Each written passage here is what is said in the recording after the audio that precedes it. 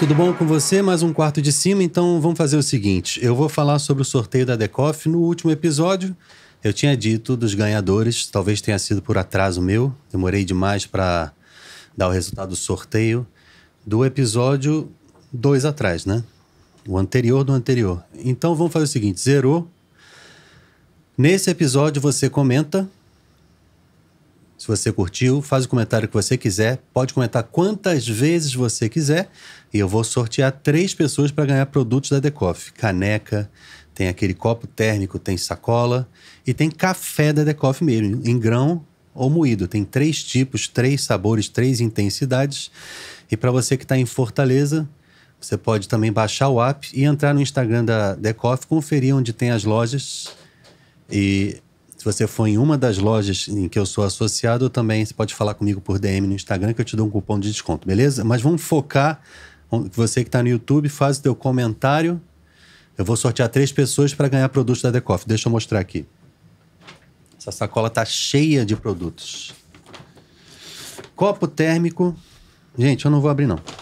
Eu sou impaciente. Canecas. Sacola. E café, que não tá aqui. Café em grão e café moído. Você quer conferir, ganhar, provar o café da Decoff? Por favor, comenta que eu vou sortear, ok? Hoje eu tô com um amigão meu, uma pessoa que eu tenho uma admiração grande, desde que ele era molequinho, desde que ele era gordinho, desde que ele... tudo, né? Aí ele ficou magro, homem... Tudo avançou no talento, em tudo, velho. Na inteligência, na idade. Só eu que fiquei gordo e velho mesmo. Maxwell Lucena, para nós, o Max. Para tantos, o Max hoje, né? Que tem uma... Tá cada dia com uma exposição maior e melhor no Missionário Shalom. Tudo bem, cara? Tudo bem, Pedro? Como é que você tá? Que alegria estar aqui, viu? De verdade. Negócio difícil, né? Foi difícil. E aí a gente teve que marcar de manhã... Mas é o jeito, porque eu gosto, né? Nos olhos, né? Eu sou uma pessoa matutina, então pra mim é o horário de trabalhar mesmo. Mas... E a minha cabeça funciona melhor esse horário do que à noite. É mesmo? Mas você que tem que trabalhar tanto à noite agora, né? Depois das 6 eu não sou ninguém, mas aí Deus dá graça. Né? Como é que faz pra fazer show cansado? Porque eu na minha idade, depois das 5 eu falo, nossa, eu tenho que sair de casa mesmo. Mas eu também sou assim, tipo, depois das 9. E aí às vezes tem aquele show meia-noite. 1h da manhã, no evento.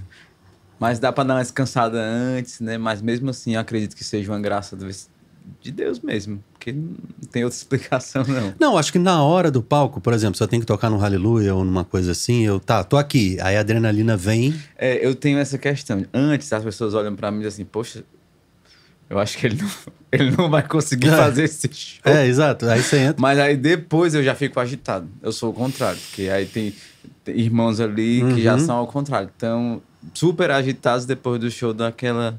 Depois do show tudo bem, mas no show você tá ali adrenalizado, né? Mas depois eu ainda...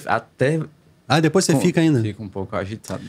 Dependendo da coisa, demoro pra dormir um pouquinho também, mas eu acho que é por causa da dose de adrenalina. Mas eu sou assim, quando eu era jovem, eu ia onde eu queria. E eu tinha energia pra ir pra qualquer lugar. Agora, depois de velho, as pessoas que decidem para onde eu vou. Depois dos elas 30, cingem a minha assim. cintura, como diz a passagem, e elas escolhem para onde eu vou. Não tenho mais energia, não. Mas eu acho que isso faz parte da vida do missionário, né? Que é... Eu vejo os irmãos mais antigos, como a gente vê as gravações antigas da comunidade, como eles eram diferentes, né? O Padre Antônio, o Nicodemos, o Padre Almeida, o pessoal da antiga, né? Você fala, cara, aquele jovenzinho que estava animando ali, hoje é esse senhor de meia idade que tá num ritmo diferente. Não tanto, mas dá sua contribuição. Eu quero chegar lá. Eu também, com certeza. Eu acho que eu tô no meio do caminho. Dando essa contribuição, como o Nicodemos, por exemplo. Ave Maria, eu admiro demais o Nicó. Não querendo chamar o Nicodemos de velho, que ele só tem 7 ou 8 anos a mais que eu, mas é isso. É porque eu acho que eu tô meia idade também.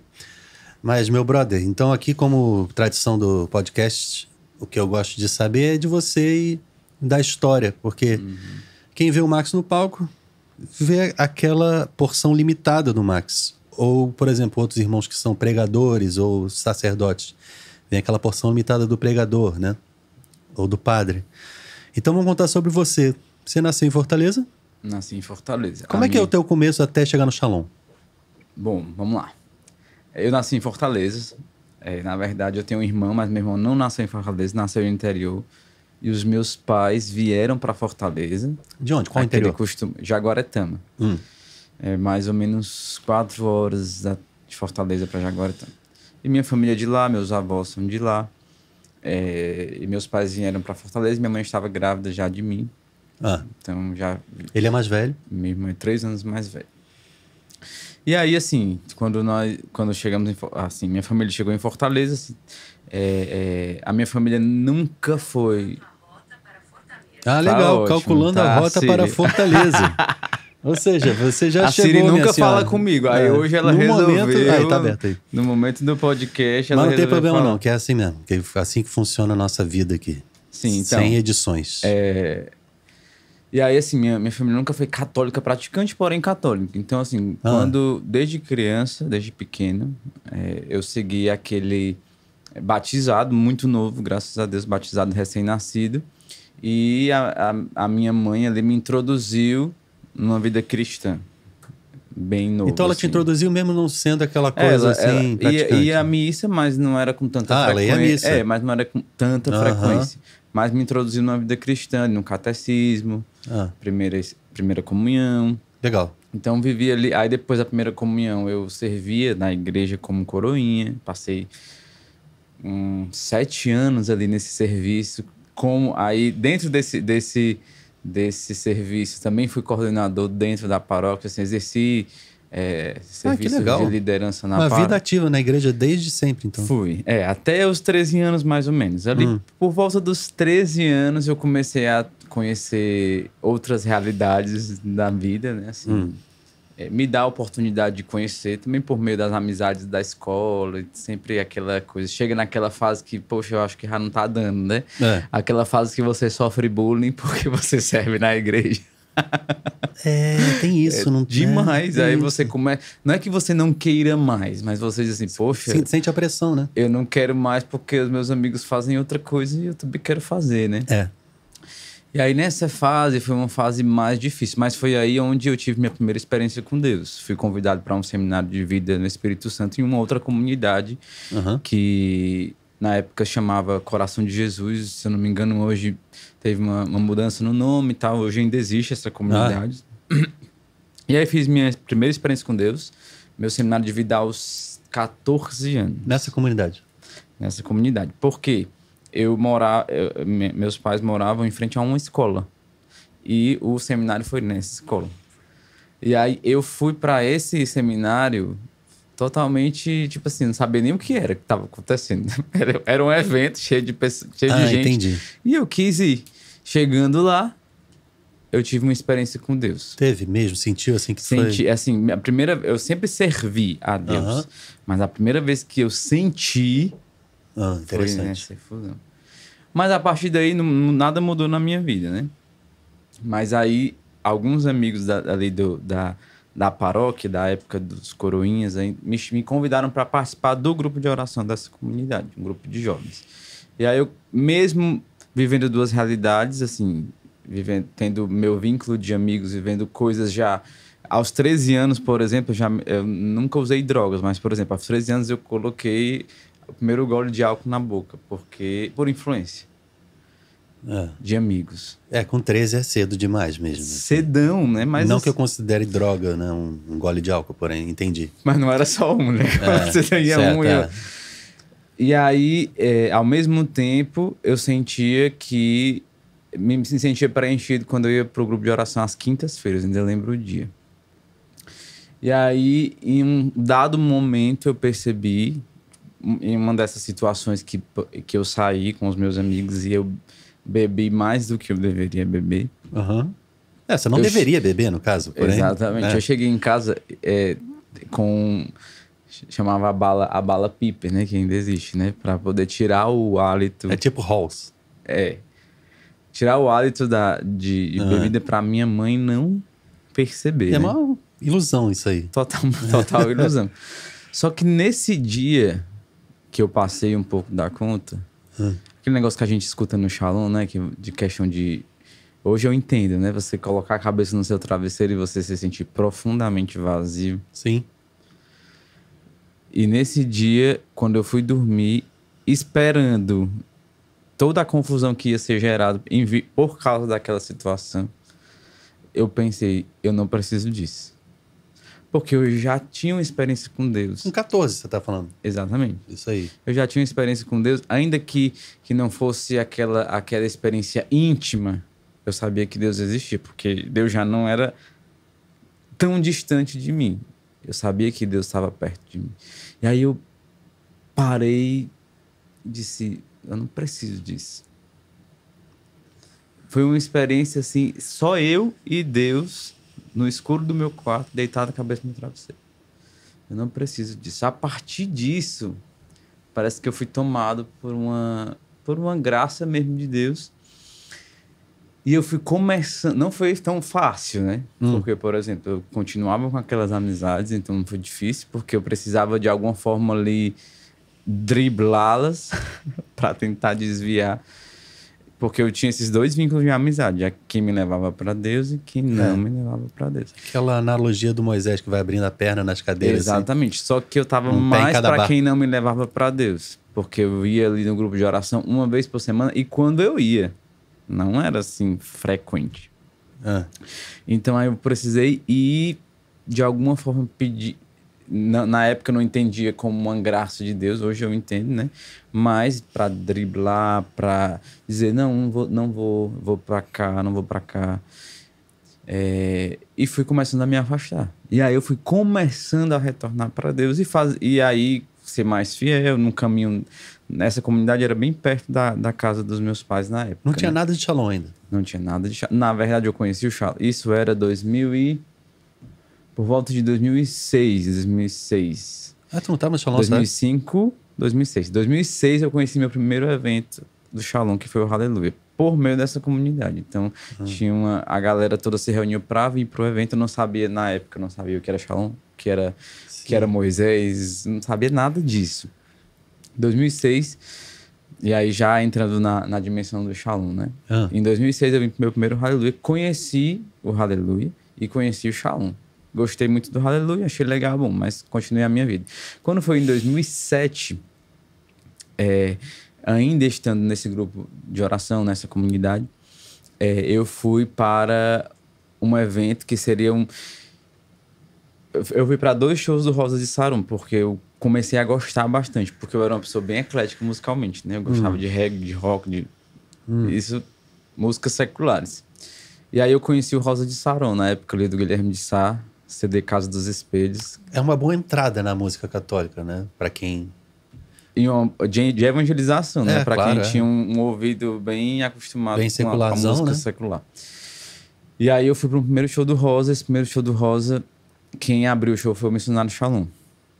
Onde isso? Isso foi num ginásio que tem lá na Parangaba, perto do terminal. Certo. E aí, e depois foi numa comunidade um evento de uma comunidade chamada Comunidade Vida Nova. Aí você viu o missionário, um dia eu estarei ali. Nunca sabia nem o que era, né? Mas sabia que era do Shalom. Mas aí vem a parte inusitada. Eu tinha um grupo de amigos e esse grupo de amigos era bem cara de pau, né? E nós fomos para esse show, esse já era esse segundo show do missionário. E já era uma banda que eu já começava a ver com outros olhos, já admirava, comecei a escutar, pegar todos os CDs, discografia, escutava todos os CDs do missionário. Sim. Eu conheço desde CDs antigos, porque quando eu conheci, eu achei legal e eu fui atrás, né? Na época não tinha Spotify. Você tinha que ir atrás dos CDs. E aí consegui alguns CDs antigos, fui escutando e tal. Beleza, fomos pro segundo show do missionário. Nesse segundo show, a gente morava num bairro mais ou menos distante de onde estava sendo o show. E o missionário, na época, estava de Kombi indo para o show. Na época até hoje. E o que foi que ela fez? Ela simplesmente pediu uma carona. Que eles não deixassem em certo ponto para ficar mais perto pra gente voltar para casa, que já era tarde. Nessa época era o Padre Cristiano, a Léo... Sibeli tava, só que tipo assim, a carona, a Kombi era só com um povo da comunidade de vida, né? Nessa ida aí, show. Nessa ida. E aí nós Eu fui nessa van. Eu lembro quem tava Joás, Marcelo Dourado. Joás! eu tocava nessa época com eles. Eu acho que eles não lembram dessa época, desse dia, que era eu a pessoa, né? Talvez agora, depois desse podcast. Vai lembrar, né? Mas aí foi a oportunidade que eu vi, tipo assim, ó, eu não sabia o que era isso, né? De saber mais da comunidade Shalom, né? O que era o missionário Shalom e o que era que eles estavam usando no pescoço, enfim. E aí ali, aquele papo ali de 15, 20 minutos, eu comecei a... Tem alguma coisa diferente neles que... Deixa eu entender, você tava na Kombi? Tava na Kombi. Por quê? Porque eu peguei carona com eles. Porque a garota pediu e você foi junto, entendi. Não, o grupo de amigos... certo. Nós fomos juntos, né? Ela pediu, eu nunca pediria, né? Entendi. Mas já que ela pediu... claro, vai, né? Depois desse dia... Mas isso foi imprescindível, então foi fundamental pra você, né? Fundamental, mas aí depois veio a parte 2, né? Que aí tinha outro show do missionário, e aí eu já tava gostando bastante da banda, e aí eu queria ir, só que não era um show. Foi o... Era no Paulo Sarazate, em 2007, a comemoração do jubileu de 25 anos da comunidade. Ou seja, eu caí para um show do missionário e cheguei na celebração de 25 anos da comunidade, onde foi apresentado o show Resposta pela primeira vez. Resposta, né? E aí, ali, o show Resposta é a história da comunidade toda. Depoimentos do Moisés. Que tem a música Oferta, o lançamento da música Oferta, que não tinha sido gravada, né? A história do Moisés ali, da comunidade, o início. De pessoas alienadas que rezavam demais, e para mim tudo aquilo ali, ao mesmo tempo que me assustava, me atraía. Quando eu escutava o Moisés, porque eu entreguei um presente pro Papa, e o presente pro Papa foi a minha vida. Se bem que a pessoa presenteia a própria vida. É uma carta assim, tudo que eu tenho tá aqui. Tipo assim, tudo que eu tenho, mas é o tudo mesmo, né? Eu não tô retendo nada. E aquilo ali me chamou muita atenção. E a partir daquele ano de 2007, foi plantado no meu coração a semente do carisma. Porque aí, nesse período de tempo, entre 2007 e 2009, comecinho de 2009, foi um tempo onde eu me afastei dessa comunidade que eu participava. Meio que não me afastei totalmente, mas comecei a ser menos presente porque eu estava no terceiro ano do ensino médio, aquela preocupação exacerbada do futuro, né? De passar no vestibular e tal. Então, o que é que você pretendia fazer? Eu pretendia fazer contábeis. Nada a ver. Nada a ver comigo, né? Eu acho, né? Mas é só uma questão de influência mesmo. É tipo assim, meu irmão... Foi o primeiro vestibular que meu irmão prestou, foi Ciências Contábeis, depois fiz Administração. E aí eu também estava num período da minha vida que eu estava olhando assim, disse, meu Deus, o que é que é menos concorrido, né? Entendi. O que é menos concorrido? Para eu passar logo, pelo menos estar na faculdade. Depois eu vejo o que é que... entendi. Depois eu vejo Esse é o caminho do jovem, fica assim, eu tenho que fazer alguma coisa. Eu entro, a minha mãe vai ficar super feliz que eu vou entrar na faculdade. Eu nunca fui um péssimo aluno. Eu sempre fui muito bom, mas nesse período, entre segundo ano do ensino médio e terceiro ano do ensino médio, eu dei uma desandada, sabe? E aí, meio que eu me preocupava em vista de, tipo assim, poxa, eu preciso dar alguma resposta, né? Tinha um irmão mais velho, meu irmão, assim, já tinha um histórico, você acaba se cobrando mais do que deveria, né? Entendi. Enfim, só que aí eu já tinha conhecido um pouco do Shalom, já sentia aquela semente do carisma, aquele germe em mim, mas nada concreto, né? Mas aí Deus já estava preparando ali o caminho, né? Porque quando foi em janeiro de 2009, na minha sala de aula tinha 2 gêmeas que tinham participado do Renascer e estavam participando de um grupo de oração do Shalom. Shalom da Paz, Shalom da Aldeota. Na época, eu morava ali perto da Parangaba, mas na época não tinha Shalom ali. Gêmeas, né? o que? A Alina e a Alana? Tipo a Alina e a Alana. Não eram elas. Não eram elas. Que a Alina cantava no missionário na época. Na época cantava no missionário. Na época era a Cibele, Guto e a Alina. Só eram 3 backs. Eram 3 backs. E aí eu fui convidado para ir para um grupo de oração no Shalom. Por elas, para ir com elas. Aí eu me animei e tal. Isso era comecinho de 2009, quando começou o ano do 3º ano ali, né? Do ensino médio. Aí me animei pra ir. Disse, beleza, passo na casa de vocês pra ir pro Shalom. Quando eu passei na casa delas, elas disseram que não iam poder ir porque tinha acontecido algo na família delas, não iam poder ir pro grupo. Aí eu disse, eu vou sozinho. Já tô aqui, já me arrumei, eu vou. Então, essa sensação de atração que te leva... Foi porque eu disse assim, seguir, eu já tô aqui, É. eu não tenho nada a perder. Eu fui pro Shalom sem... Primeiro, eu não dava muito de ônibus para esses lados aqui da aldeota. Esse era o primeiro ponto, que eu vim sozinho, de ônibus de transporte público. Segundo, eu nunca tinha vindo... Eu tinha vindo no Shalom uma vez, mas foi na missa do Padre Antônio, onde é muito lotado. Então você não consegue enxergar como é a casa. Eu nunca tinha ido. O projeto de juventude na época era um pouco diferente de como é hoje, né? A escada era lá atrás. E aí eu vim, cheguei, eu lembro que eu desci aqui perto do Del Passeio e voltei andando, porque eu não sabia onde era a parada, né? Desci aqui e fui perguntando até chegar. E quando cheguei lá, fui perguntando o nome da pastora do grupo, que eu tinha perguntado para elas. Nossa, dificuldade para chegar no grupo. Onde você queria. Mas quando eu cheguei, eram os primeiros grupos pós renascer. E quando eu cheguei, era dia de efusão. 2009? Né? 2009. Isso era janeiro de 2009. Não, depois do carnaval, né? Fevereiro, março. Quando eu cheguei, era dia de efusão. Aí eu entrei na sala morrendo de vergonha, né? Eu era tímido, sempre fui tímido. Assim, quem me vê pensa que não, mas eu sou. E aí entrei na sala. E aí simplesmente botaram a mão na minha cabeça, rezaram por mim. E até hoje, eu nunca mais saí. Foi uma experiência que para mim foi uma experiência de atração. Ao mesmo tempo que eu percebi... Depois eu fui fazendo a leitura de todo... Porque eu entrei no grupo de oração, tive uma segunda experiência, mas a partir daí eu acredito que já mudou, porque eu tinha comentado a minha experiência com Deus, mas não uma experiência de intimidade, né? Eu sentia Deus perto, mas eu não sentia que eu podia ter acesso a Ele. E a partir disso eu sentia que eu poderia ter acesso a Deus. Então o que mudou foi a oração, e não foi nenhuma instrução que te deram, nem nada disso, catequese, nada. Foi de dentro para fora. E a partir disso, o carisma. Porque dentro do grupo de oração, meu primeiro ano ali, eu já comecei...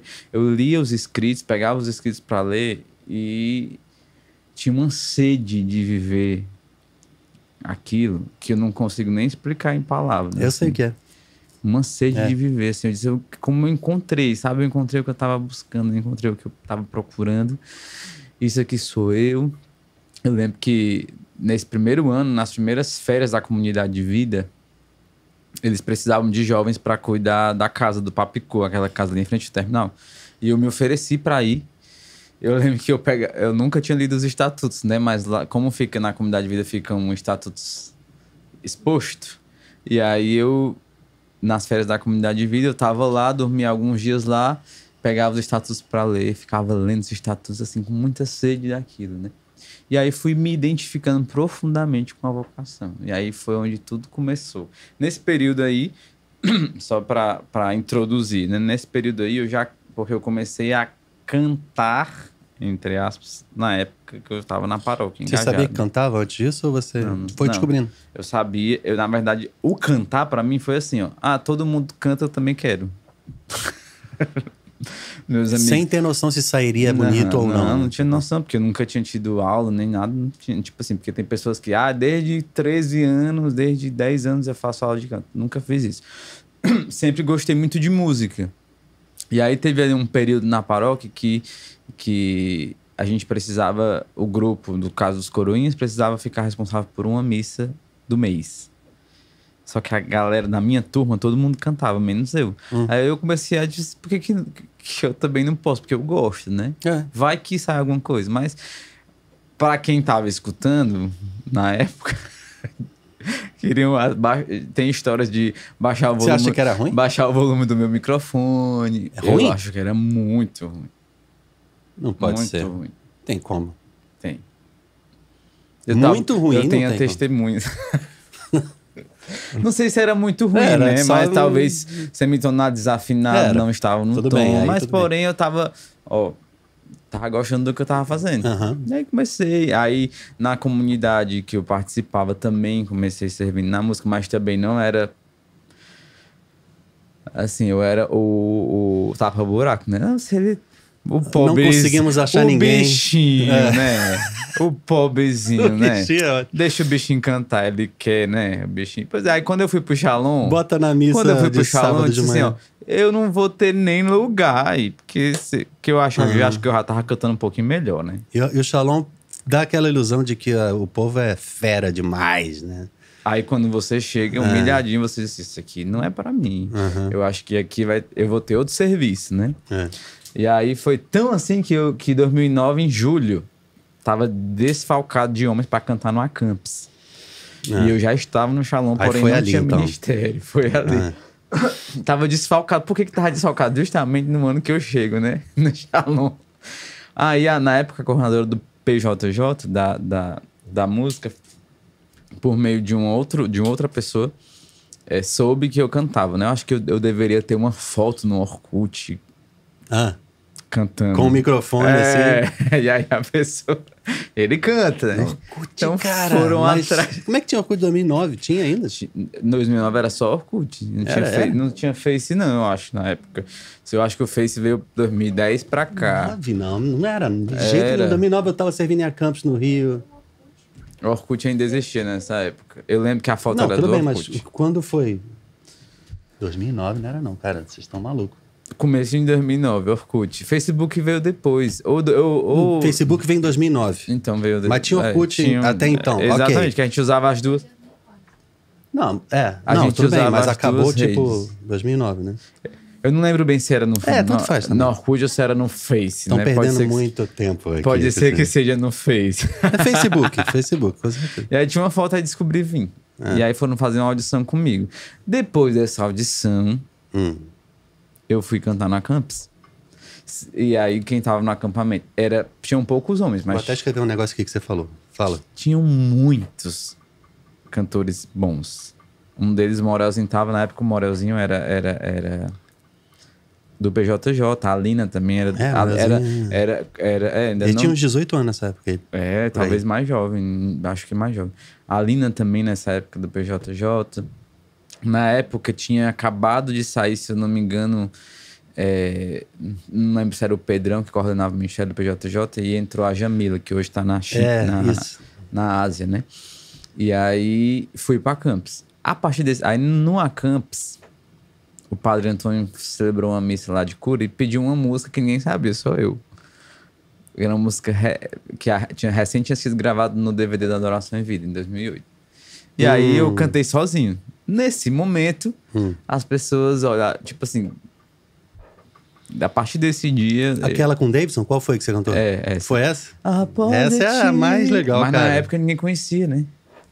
Mas eu conhecia, porque eu gostava muito. Então eu tenho até uma história dessa música, depois eu conto. Gostava do Davidson, então eu escutava muito. Eu tava na gravação desse DVD em 2008. Eu tava também. Eu comecei a participar eu falei do Aleluia, né? Mas é porque, tipo assim, nesse ano de 2007, eu fui pra esse evento, mas também fui pro Aleluia. Em 2008 também estava no Aleluia. Todos os anos. Eu comecei no Aleluia de Fortaleza em 2007. Depois de 2006, todos os anos. Até foto com Moisés já tinha tirado e não sabia nem quem era o Moisés. Mas é porque todo mundo tirava o que tirar também. Tira foto com esse cara aí. Eu acho que eu ainda tenho essa foto até hoje, aquele bigodinho, aquele bigodinho eu com o bigodinho do pelo bem fininho, aquele da adolescência. Nossa, verminosinho.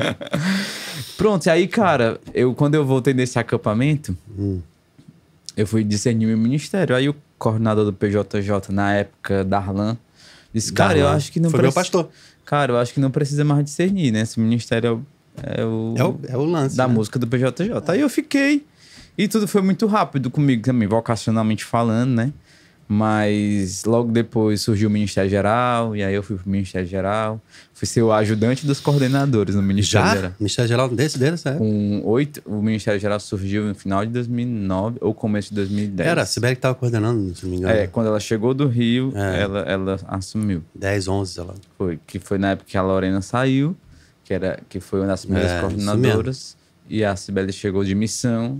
Nessa época eu ainda estava, então eu era o braço direito da pessoa que coordenava. Quando a Sibeli chegou, eu fui ser o braço direito da Cibele. Achei que tu fosse falar que ela te botou pra fora. Nada disso, ela não queria nem que eu fosse embora, né, na época. Porque na época eu mandei carta pra comunidade de vida e não ingressei. Não? Não, primeira vez eu não ingressei.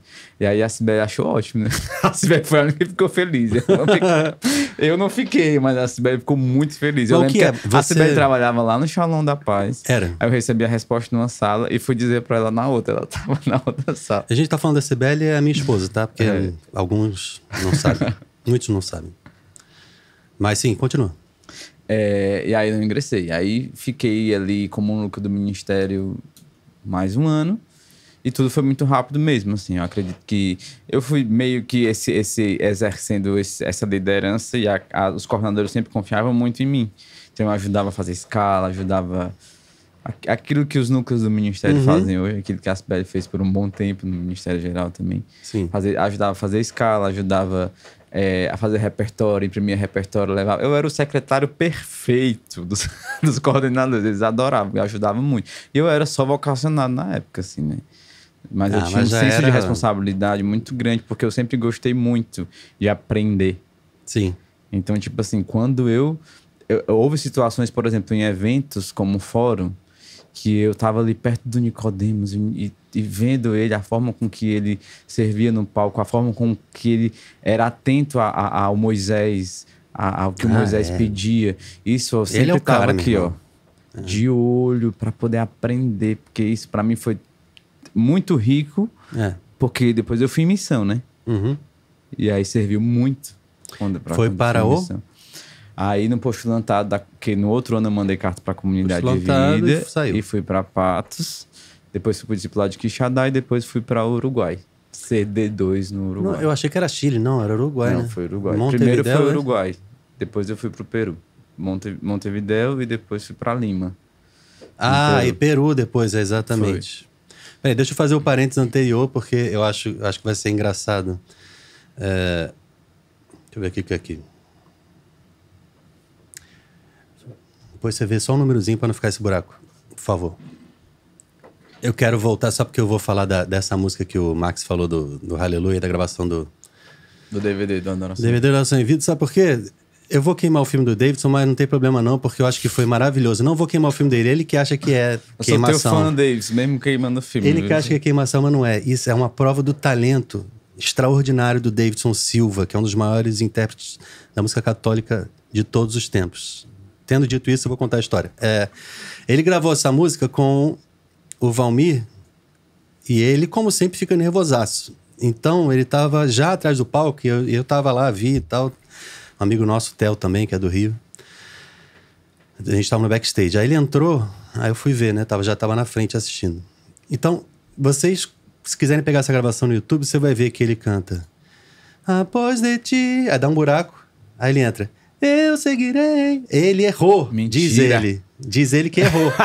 Que ele ia cantar tudo retinho, né? Desculpa o péssimo canto aqui do ser humano aqui. Mas ele dá uma pausinha e entra no eu seguirei. Por quê? Porque ele esqueceu a letra. Ficou muito bom. Ficou. É isso que eu tô falando. Então, depois ele saiu do coisa e chorou e tudo. Tipo assim, ele achou que estragou a vida do Adoração em Vida, do DVD, da gravação e tal. E foi lindo. Então, e depois, isso aconteceu em outras ocasiões, em outros shows que eu sei. E eu pensava que era só Foi uma interpretação... Coisa mais linda, pensada, né? E por que eu tô falando isso? Voltei lá atrás pra falar isso, porque ministro de música, ministro de louvor, você confia naquilo que Deus te inspira e no talento que Deus te deu. É uma coisa que a minha professora de piano falava quando eu tinha 10, 11 anos, que tipo, eu errava e eu continuava. E quem percebeu, quem não percebeu já foi. Porque os alunos faziam o quê? Eles paravam e voltavam. É a pior coisa da vida. Então, se você se desesperar, se abalar psicologicamente, piora a coisa, né? Mas, ok, voltando. Não sei se tá aqui nessa câmera, mas é isso. Voltando pra cá. E você Davidson, tava no... Eu sou teu fã, só pra dizer de Nossa, novo. Nossa, o Davidson, sem palavras, brother. Os grandes gênios da música. Mas diga, encontrei ele no Rio agora. Onde é que eu parei, hein? Aí a gente tava no Ministério Geral e depois você foi para em missão. Fui em missão. É. E aí comecei... E aí nas missões, assim, sem dúvida a necessidade é muito grande. em relação à questão musical, principalmente fora do país. Então, eu acabei ali abraçando, quando eu cheguei no Uruguai, acabei abraçando uma missão na comunidade de expandir a música Shalom no espanhol.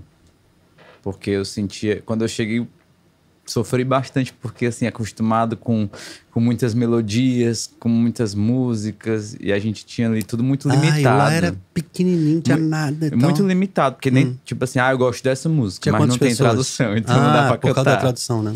Mas a missão também era bem pequena. Tinha pouca gente? Missão bem pequena. Até hoje é uma missão bem pequena, a missão de Montevidéu, né? Eu acredito que a missão mais velha, depois de Roma, se eu não me engano... De fora do Shalom, de fora do Brasil.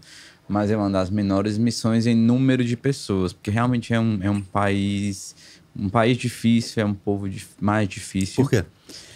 Existe uma história, né, em relação a, politicamente falando, dentro da questão religiosa também. Eu acho que o Uruguai se tornou um país muito secularizado, e isso acabou afetando muito a Igreja Católica e outras religiões. Não é só o catolicismo. Não é que... Tem outras lá? Tem Igreja Universal. Tem... Mas afetou geral, assim. E os missionários que chegam lá, por exemplo, eu, né? Na minha experiência, eu tive um grande choque. Porque eu estava vindo do Brasil... Nordeste, né? Porque aqui dentro do Brasil também tem muitas dimensões, né? Tem. Mas do Nordeste, em relação a... Como o calor que as pessoas sentem do clima é o mesmo calor que as pessoas...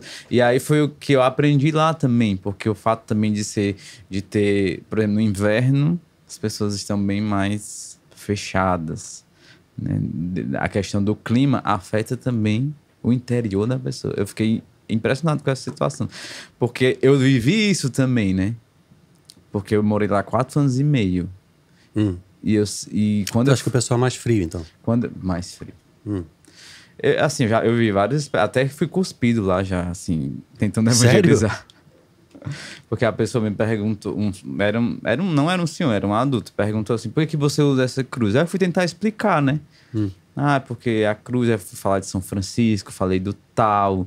Falei da comunidade, tentei fazer uma linguagem querigmática ali acerca da cruz, né? A Jesus que deu a vida por mim, que deu a vida por você. E aí ele me cuspiu assim na minha cara. E aí eu fiquei... No momento eu não tive nenhuma reação, assim, mas... Fiquei com um pouco de medo, né? Porque... Na tua cara. Foi. Mas, assim, no Uruguai tem várias histórias. Por exemplo, um canto das ilhas que a gente apresentou numa praça e saiu apedrejado quase. Assim, começaram a jogar pedra. Jogou pedra? Jogar pedra. E aí... Vocês tiveram que parar no meio? Teve que parar. Teve que sair, não tinha outra, né? Isso é uma das... Então por que? Você é um país comunista, o que é? País comunista. É comunista? Comunista. Tem várias coisas lá que, assim, hoje nós vivemos situações no Brasil muito parecidas, mas que já são... totalmente liberados, né? Tipo, até a questão do uso da maconha é liberado no Uruguai. E assim, eu sou péssimo em história, né? Mas tem certas coisas sociais que são questionáveis. Por exemplo, se você... só abrir o parênteses da questão da maconha, que é polêmico, né? Para nós. Se você não instrui e não oferece uma estrutura social de educação e de opções de entretenimento e de... eu não sei se eu vou abrir muito, me estender muito nessa história, mas outro dia eu estava falando com os amigos aqui. Eu acho que tudo deveria funcionar 24 horas, porque quando você fecha as coisas 10 da noite, 9h30, você dá espaço para o crime, porque as pessoas não querem, muita gente não quer. E não tem vida para ficar em casa. Por isso que a TV passou a ser 24 horas. Antes fechava 11 horas, meia-noite, porque as pessoas cometiam suicídio de madrugada. Então... abriram a TV 24 horas, começaram aquele programa Pare de Sofrer, porque as pessoas se matavam, né? Eu acho que tudo devia existir 24 horas para que as pessoas parem de buscar o crime, drogas e outros tipos de contravenções de crimes. Enquanto você tem um shopping aberto, um restaurante, ou um entretenimento, ou um cinema, qualquer seja o que for, que seja saudável, que te leve a coisas que te ajudem. Então, e a questão da droga é o seguinte, se você diz, isso aqui é proibido, Mas você, o governo, tô dizendo, sabe que não vai deixar de ter. Não adianta você fechar a fronteira, dizer que não, as coisas são produzidas e vão entrar e vão passar ou são produzidas aqui dentro. Então, quando você proíbe, mas não dá opção, vai continuar existindo. E você vai promover o crime e o tráfico que alimenta pessoas que agem criminosamente, é isso, né? Fazem crime de outras maneiras. Então, eu não acho que o problema seria liberar. Mas, ok, fechando parênteses. O problema é a falta de opção. Mas voltando, uma sociedade que é intolerante, comunista e que tem ideologias corruptas, acham que são mais liberais, mas na verdade elas são mais intolerantes e acabam tratando mal quem pensa diferente, que é o que a gente vê acontecendo aqui no Brasil, né? Eu não sabia que era assim no Uruguai. E lá tem um índice de suicídio altíssimo, as pessoas que têm depressão, um país, a cidade de Montevidéu, vamos dizer assim, é uma cidade de mais idade, né? Tem mais pessoas idosas do que jovens, por conta também do aborto. Então, né? A taxa de natalidade é baixa e o aborto é alto, então... E isso tudo reflete também nas famílias, nos jovens. Isso é comunismo, isso é tudo reflete comunismo. Porque a criação, por exemplo, aqui no Brasil, se eu não estiver inserido, por exemplo, na vida cristã, desde pequeno, eu vou pelo menos... Alguma coisa vai me remeter que existe um Deus... Jesus, a vida de Jesus, que deu a vida por mim, ver uma cruz em algum lugar. Lá é tudo muito oculto. Comunismo. Então é capaz de... É proibido até, né? Exatamente. É capaz de a criança crescer sem saber que existiu. Entendeu? Que então, tem Deus e que tem filho de Deus. E que é mais difícil você ali implementar uma vida cristã, uma experiência de Deus na vida de uma pessoa que já traz isso, né? Então, a gente costumava muito dizer lá no Uruguai que toda evangelização começava por uma amizade, né? Precisava existir uma confiança. Então, é quase como um país muçulmano que é proibido o cristianismo, que você tem que falar na encolha ali. Eu acho que o Uruguai, ele, tipo assim, não chega a ser como um país muçulmano, porque você tem a liberdade de se expressar. Aparentemente não, pelo que você falou. Assim, eu posso sair para evangelizar. Liberdade na lei, mas na cultura já não é. Exatamente. Mas culturalmente, a rejeição é muito maior do que o acolhimento. Tu tá entendendo? Certo. Tipo, se eu vou sair para evangelizar uma tarde, vai ser muito maior a rejeição, principalmente da parte dos jovens, porque é muito mais fácil eu evangelizar um idoso, digamos assim. Entendeu? Sim. Porque já tá naquela fase, né? Da aceitação da morte. Perto de morrer. É muito mais fácil do que você tá com um jovem que tá com todas as ideologias na cabeça, a vida totalmente já montada ali, estruturada naquilo que ele acredita que é a verdade. E aí você quer transferir a verdade dele para uma outra verdade que na cabeça dele não existe. Aí é um processo. E jovem é muito lento. certo daquilo que acredita, né? Não tá aberto a mudar de ideia. Exatamente. Aí eu acho que foi uma missão muito intensa para mim. Assim, no início eu sofri bastante, mas ao mesmo tempo, quando eu saí de lá, eu saí amando muito o povo, porque você acaba tendo compaixão. E você conseguiu evangelizar, assim, de aproximar gente para a igreja? Por meio das artes lá, que é muito forte, né? Assim, eu acredito que é um pai, que é uma via, e até hoje, agora, quando eu fui a Lima ano passado, eu encontrei com a atual responsável local do Uruguai, né? Que é a Érica. E a gente conversava muito sobre isso, e eles na missão começarem a resgatar novamente a veia artística para poder evangelizar, porque sempre foi assim. E continua sendo difícil lá. Continua sendo difícil. Hoje a comunidade lá é bem pequena. Assim, na época que eu morei lá, chegou a ter 10 irmãos na aliança. Hoje só tem 2. O pessoal desistiu, saiu. Porque é muito difícil você ser aliança lá. Mais difícil que ser comunidade de vida. Porque na comunidade de vida, eu conheço uruguaios na comunidade de vida hoje. Não são tantos, mas eu acredito que tem 2. Eles saem dali e vão viver em outro país. Porque sai, né? A comunidade de aliança não. Eu preciso tem isso, estar inserido no meio secular. E aqui no Brasil, pra gente já é tão difícil. Tu imagina num país assim, que tá inserido no meio secular, numa faculdade, numa universidade. ter que lidar com as críticas o tempo todo, porque a gente usa um sinal visível, né? Na comunidade. Então, é visível e sempre, não tem nem opção de botar por dentro da camisa nem nada, assim, é para ser mesmo. Exatamente, porque a ideia é a nossa evangelização explícita, a não ser que a gente corra risco de vida, que não é o caso, né, de lá.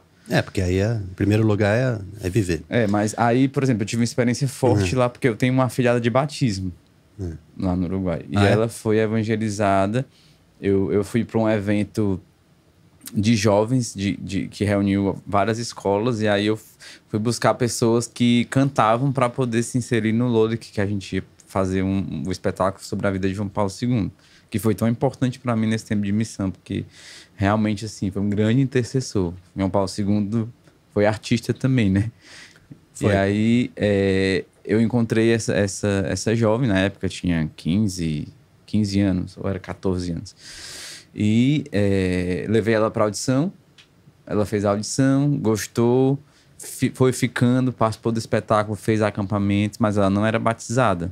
E os pais dela tinham uma outra religião e também não permitiam com que ela se batizasse.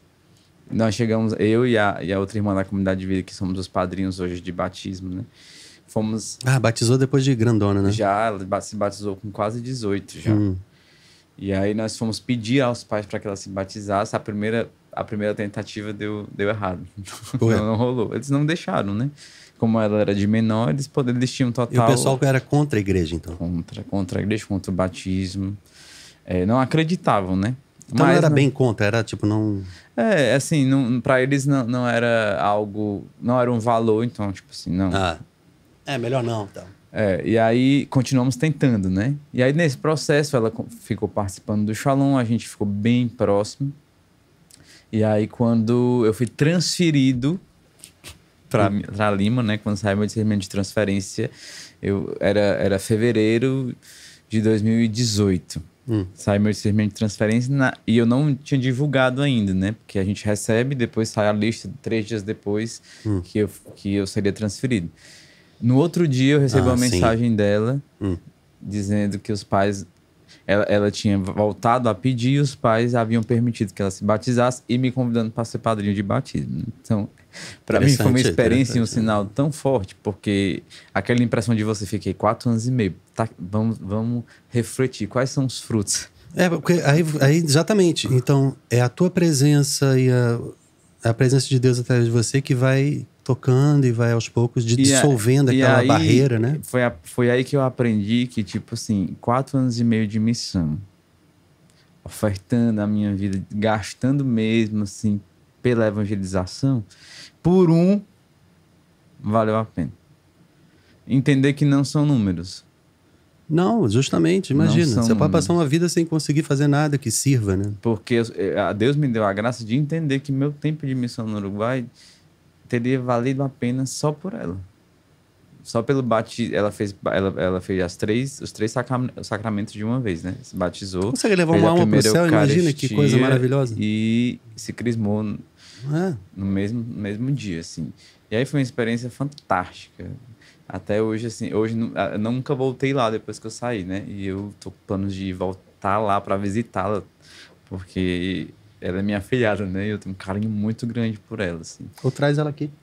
Quem sabe, no Congresso de Jovens, né? Vai ter uma super experiência aqui. Bem pertinho. Não, é um voo sem escala até, dependendo de como a pessoa fizer. De repente a ideia é essa, né? Vamos apadrinhar aí. Vamos ver quem quer. Meu sonho é trazê-lo. Quem quer trazer essa jovem? Quem quer trazer para o Congresso de Jovens em outubro? Se você deseja que algum jovem que você conheça se aproxime de Deus, essa oportunidade do Congresso de Jovens, eu já participei de muitos, porque sirvo no Shalom desde 2005. E é transformador, assim como tantas coisas jovens no Shalom, o Acampus, Renascer, Aleluia, o Congresso Jovem é marcante. Eu estava falando até com a Gabriela Dias, que ela disse que a primeira memória que ela tem de mim é num Congresso Jovem lá em São Paulo. Você foi? É um que tava frio, não arrebentando de frio em 2010. Mas a padrinha, algum jovem, aproveita essa oportunidade. Vai ter quando? Qual é a data? É em outubro, se eu não me engano, é no primeiro final de semana de outubro. E é um congresso de jovens internacional esse ano, aqui em Fortaleza. Vai ser em Fortaleza. No CFO. CFO, não sei o que é CFO, mas... Centro de Formação Olímpica. Pensa nisso, você que tem condição de ajudar um jovem, convida, porque muda a vida das pessoas. Aconselho. Vamos botar um pouquinho mais para frente, sabe? Porque a gente tem meia horinha, eu acho. Eu acho essa tua fase na CV muito importante até para você e para muitas pessoas que você pôde tocar, né? Sem dúvida. E você daí foi para o Peru? Daí eu fui pro Peru em 2018. Em maio de 2018. Mas já estava há muito tempo na comunidade de vida, então? Eu já tinha uns 7 anos na comunidade de vida quando eu fui pro Peru. Feliz, satisfeito? Feliz e satisfeito. Muito feliz. Assim, nesse período que eu fui pro Peru, eu acho que eu estava numa fase... Foi uma fase mais difícil vocacionalmente falando. Eu acho que eu saí com muita... Deixei o Uruguai com muita dor, assim, pela missão, porque eu já tinha um amor muito grande pela missão, porém muito desgastado. Eu acho que ele emocionalmente, com o ritmo da missão, com as frustrações também, né? Porque a gente, ao mesmo tempo que a gente ganha, a gente perde muito, né? Em relação a pessoas, a pessoas que foram atraídas e ao mesmo tempo arrastadas pelo mundo. Aí a questão da evangelização, da dificuldade da evangelização, você acaba realmente... Eu, por experiência, fui me desgastando muito, né? E uma das coisas que eu fiquei... Assim, que eu não pensei que fosse acontecer, mas quando eu fui transferido, depois de 4 anos e meio, lá no Peru já é um pouco diferente, né? O povo já é mais afetuoso. Ah, é? Tinha vontade de ir pra lá. Coração mais, né? Mais mole. E é católico lá? Tem muito? É. Um país mais católico. E aí, quando eu cheguei lá, eu lembro que uma jovem lá da obra disse assim: você tá parecendo com os uruguaios. Eu fiquei assim, no momento... Tipo assim, ela se referia à questão de frieza, né? Você acha que foi influenciado por eles? Eu acredito que possa ter sido sim, porque... Tem que se adequar, né? Você acaba tendo que se adequar. Você acaba tendo que parecer um pouco com eles para conseguir conviver, conseguir viver bem. Porque, como eu te falei, a questão da evangelização, a questão de amizade, certo? Então, se eu quero te evangelizar, então eu vou te conhecer, vou fazer com que tu me conheça, para poder existir uma liberdade. Porque eles não confiam. Para ter noção, a gente lá no Uruguai, por exemplo, vamos dar café de graça na rua. Para ver se as pessoas se aproximam e a gente pode falar de Deus. Vou lá ver eles se não deu se certo. aproximavam porque era de graça. Tá, vamos colocar um valor. Quando a gente colocava o valor baratinho, dava certo. Inacreditável isso. Pra gente que é brasileiro, né? De graça eles não queriam. Questão de confiança. Parece que precisa existir algo para que eles possam confiar. Ou porque de graça parece que é caridade pra mendigo. Ou caridade, ou desconfiança mesmo. Será que tem alguma coisa nesse café? Entendi. Tu tá entendendo? É nesse aspecto. Então, assim, quando eu cheguei em Lima, eu tive um choque, assim, primeiro de realidade, né? Até porque Montevidéu é isso aqui, né? Ah, é? E Lima já é o caos. Grandão. Grande, muita gente. Parece o povo diz, chama da Índia da América Latina. E né? tem aquele povo vestido de tradicional, aquelas coisas peruanas? Tem sim. Porque quando eu fui à Bolívia, tinha muita índia carregando neném nas costas com pano amarrado. Tem muito. E se você vê mais no interior, na selva, né? Que eu tive a oportunidade de conhecer também. Em Lima é menos, mas tem, porque tem gente que sai do interior para a capital. E eles permanecem com a mesma cultura, assim, né? Porque é algo muito encarnado lá. E aí eu tive esse choque de realidade. Assim, para mim foi muito difícil, porque no início eu me sentia sufocado. Era? Era. Porque pela forma deles se relacionarem. E eu acho que passei tanto tempo lá no Uruguai porque era mais afetuoso, mais... eu passei tanto tempo no Uruguai que eu ficava... Meu Deus, só que... Engraçado, depois Deus foi gerando dentro de mim um processo de cura mesmo, de aceitação, que pelo tempo que eu estava vivendo difícil vocacionalmente, a forma deles serem me salvou. Porque em Montevidéu, você tá falando? Não, já em Lima. Porque quando mais precisei ali, eu tinha aqueles irmãos que de alguma forma me acolhiam, me traziam para perto. A forma deles serem, porque em Montevidéu não tinha isso, né? Você, como um fleumático, de repente acabou se acostumando com os uruguaios. Tipo, me deixa quieto também que tá bom, né? Exatamente. Eu preferia ficar mais só. E o pessoal te resgatou em Lima, te pôs pra fora de novo, né? E no início foi bem difícil. Eu acho que o pessoal lá pensava que eu era antipático. E pra você tava de boa, porque... tipo assim, eu tava sendo normal, né? Mas eu acho que... Aí quando essa jovem falou isso, eu disse, Vaja, será que eu tô expressando demais que eu tô realmente antipático? Que as pessoas estão percebendo. Mas é porque como eles já são mais afetuosos, é mais perceptível quando chega uma pessoa mais intro, né? Eu sempre fui mais intro, nunca fui tão... expandido. Não fui tão expandido.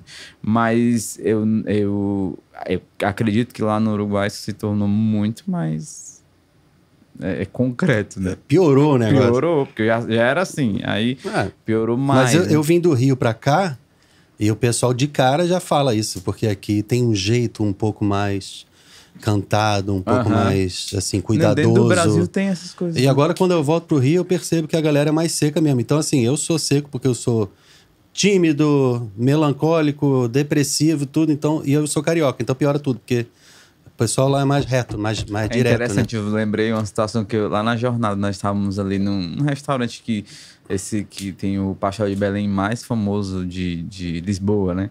E aí tinha uma brasileira, Belém, no caso. Tinha uma brasileira na mesa vizinha. E o garçom respondeu alguma coisa pra ela, só que foi do jeito que ele costuma responder. Mais curto e grosso ainda. E ela se sentiu totalmente ofendida. Com certeza, que ela gerou uma confusão pela forma com que ela não entender a cultura do outro. Né? E eu adoro português, então assim, pra mim é super familiar. Eu achei tão interessante essa situação, porque como eu vivi fora, e aí é importante, porque é importante você entender a cultura do outro antes de você julgar. Porque você não sabe a história da pessoa. Tipo, no Uruguai eu vivi muito isso. Como é que eu vou julgar a pessoa se eu não sei a história? As feridas que ela traz, isso também, as feridas da família que ela traz. Eu preciso conhecer para poder entender por que ela é assim, por que ela me responde dessa forma, por que ela é seca. E quem trabalha com evangelização precisa, ainda por cima, pensar: eu estou disposto a amar e acolher e me aproximar da pessoa como ela com todos os defeitos que ela tiver por cima, que eu nem sei quais são. E aí, quando ela vier grossa, você vai... Uma das pessoas que eu mais me aproximei lá no Uruguai, a gente teve uma briga muito feia. De quase sair na porrada.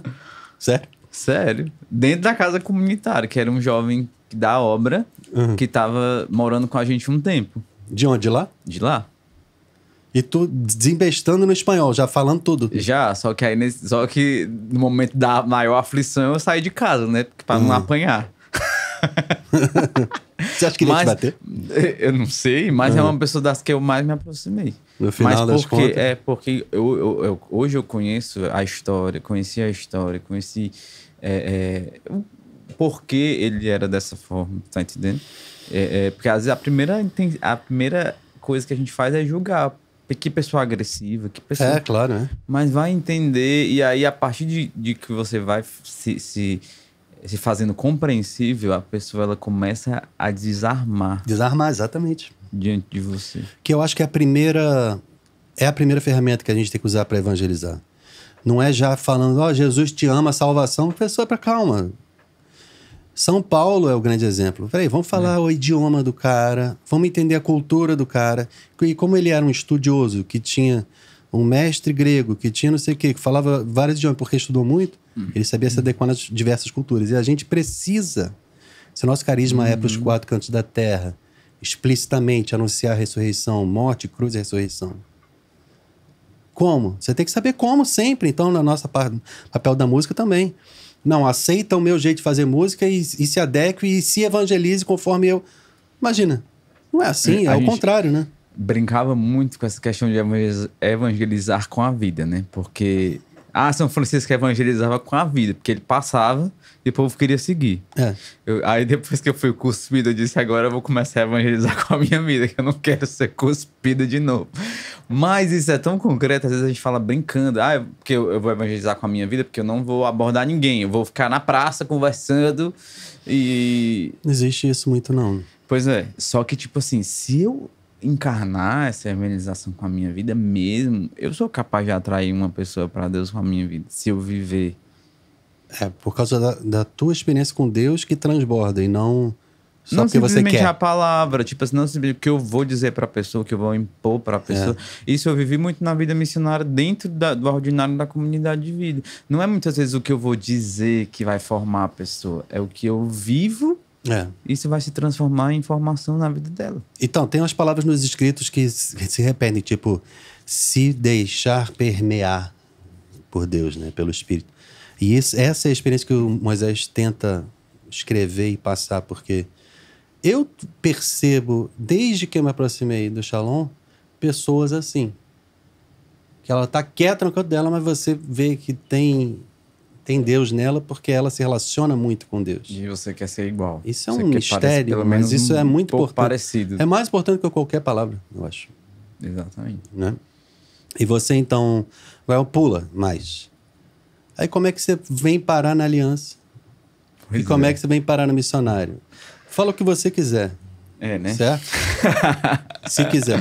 Tô com medo de expor demais. Não, o que você quiser. Porque é lógico que se você tá com de vida, a pessoa vai... O processo de vinda para a aliança foi muito tranquilo, assim. Eu vivi um tempo mais complicado de saúde mesmo, emocional, mas que afetou bastante minha saúde física, né? Lá em Lima, eu comecei sendo mais claro, eu comecei a ter alergia à cidade, né? Então, como é? Porque lá é muito úmido, né? Entendi. Então não tinha nada desse negócio de alergia, de rinite, Lá eu tive... Eu já estava um pouco mal emocionalmente por conta da transição, né? Esse processo que eu partilhei agora, de mudança de um país para o outro. Porque, assim, quem vê, pensa, é o mesmo idioma, mas outra dois cultura. Extremos. Então, assim, isso eu já passei por uma grande dificuldade até me adaptar a uma outra cultura totalmente diferente à que eu estava inserido. E que não era a minha. Fiquei 2 anos e meio.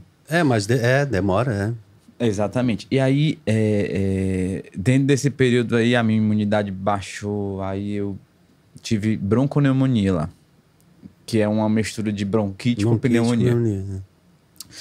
E o médico que me tratou, né? Porque depois eu comecei um tratamento com um médico que me passou uma medicação que foi piorar. E aí eu comecei um outro tratamento com um médico que até hoje mantenho contato com ele, que me ajudou bastante nesse período, porque eu realmente...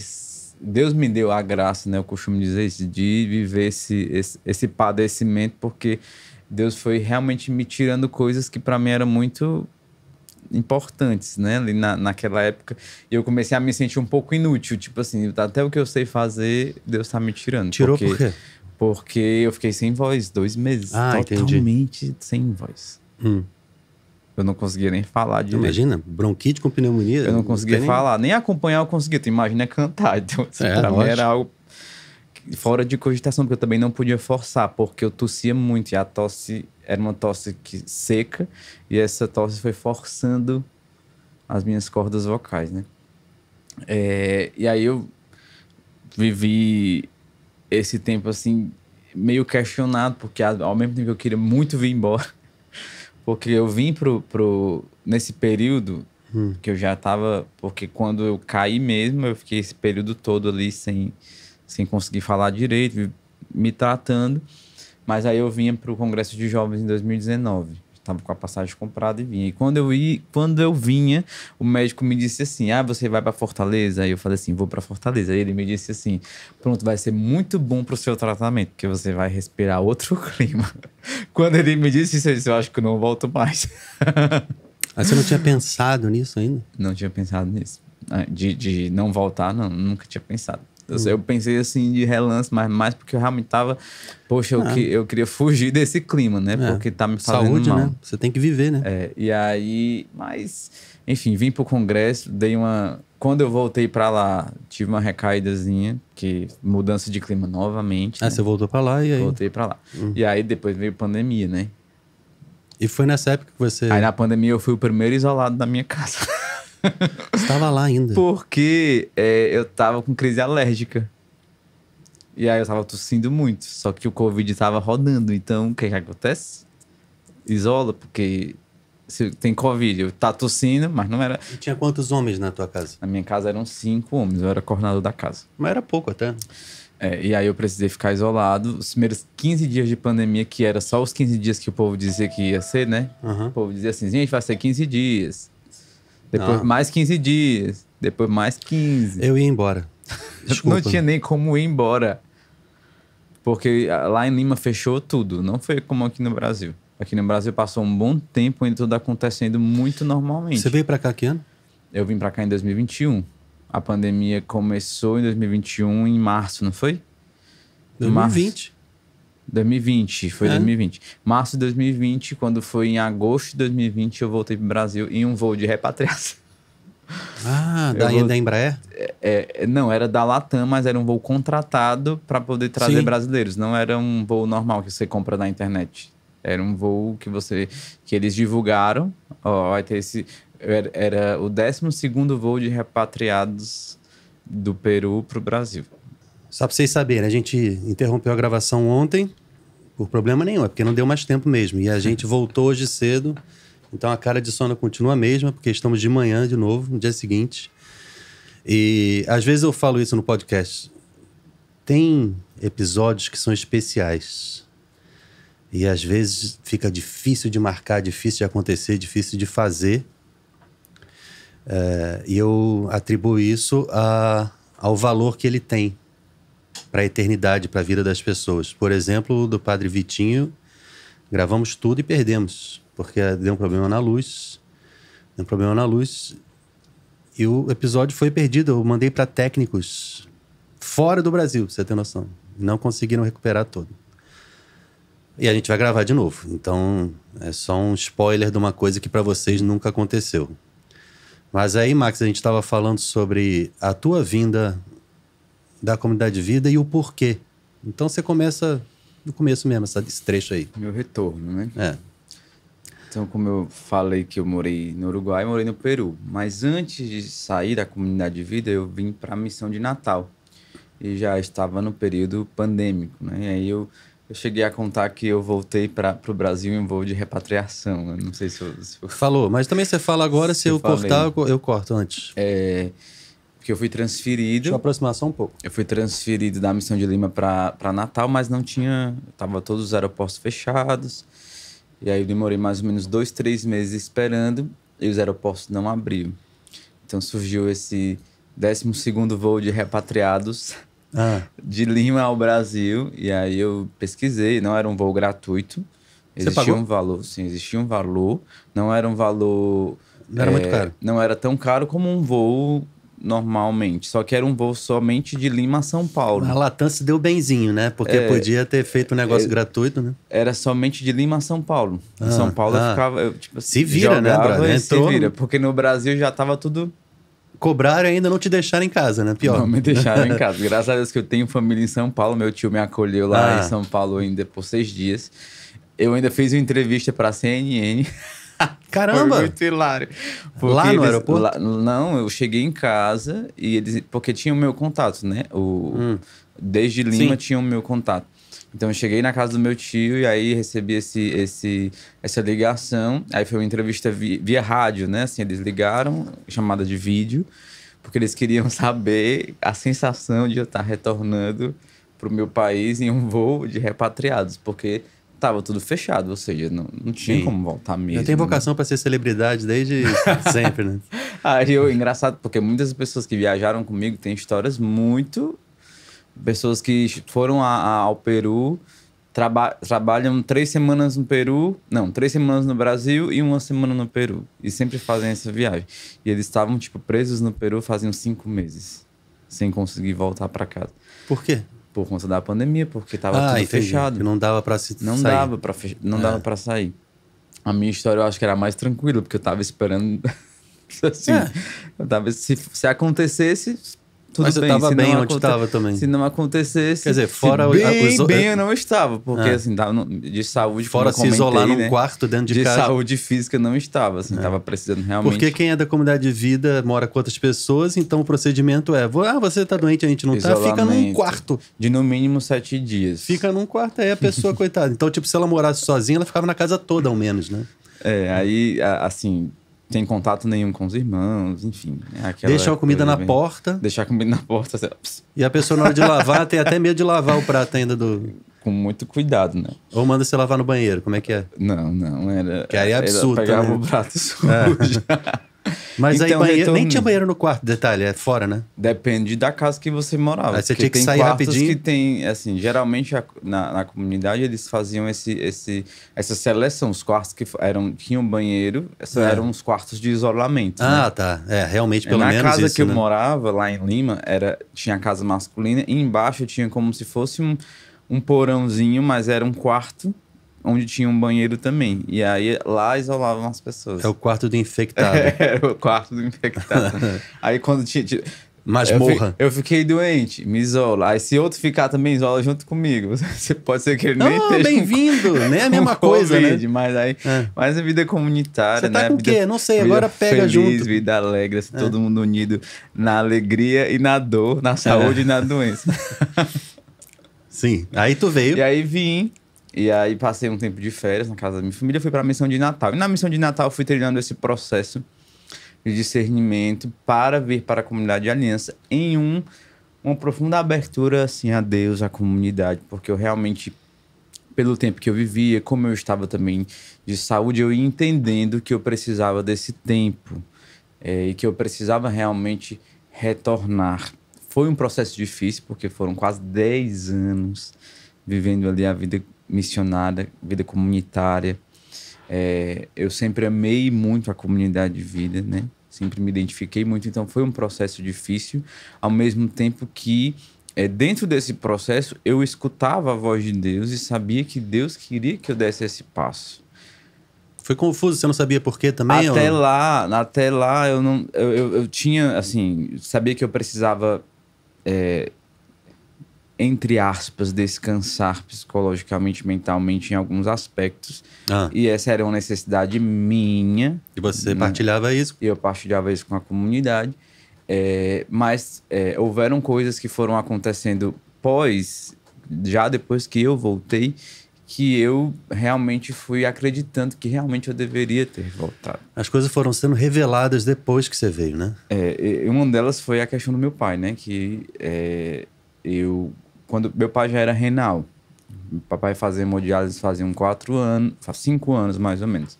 E é muito engraçado porque todas as vezes que o meu pai precisou de alguma coisa, para você ver a pedagogia de Deus na minha vida, né?